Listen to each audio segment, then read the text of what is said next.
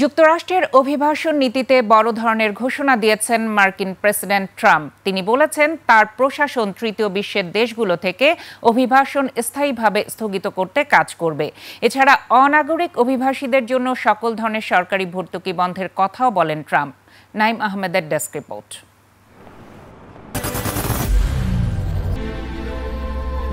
I am Ox. দ্বিতীয় দফা president নির্বাচন হওয়ার আগেই অভিবাসন নীতি নিয়ে নিজের অবস্থান তুলে ধরেছিলেন ট্রাম্প। তার নির্বাচনী প্রচারণার বড় হাতিয়ার ছিল কঠোর অভিবাসন নীতি। এরই ধারাবাহিকতায় এবার তৃতীয় বিশ্বের দেশের অভিবাসন স্থায়ীভাবে স্থগিতের ঘোষণা দিলেন ট্রাম্প।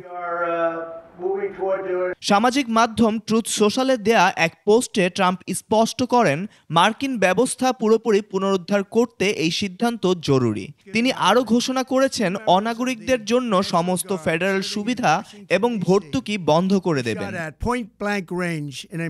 শুধু তাই নয়, যারা অভ্যন্তরীণ শান্তি নষ্ট করবে তাদের নাগরিকত্ব প্রত্যাহার করে দেশ থেকে বাহির করে দেওয়ারও কথা বলেন মার্কিন প্রেসিডেন্ট। তবে ট্রাম্পের এই চটে যাওয়ার পেছনে কারণ হিসেবে দেখা হচ্ছে বৃহস্পতিবার হোয়াইট হাউসের কাছে অতর্কিত হামলায় গুলিবিদ্ধ হয়ে একজন ন্যাশনাল গার্ড সদস্যের মৃত্যুকে। তদন্তকারীরা বলছেন একজন আফগান নাগরিক এই হামলা চালিয়েছে।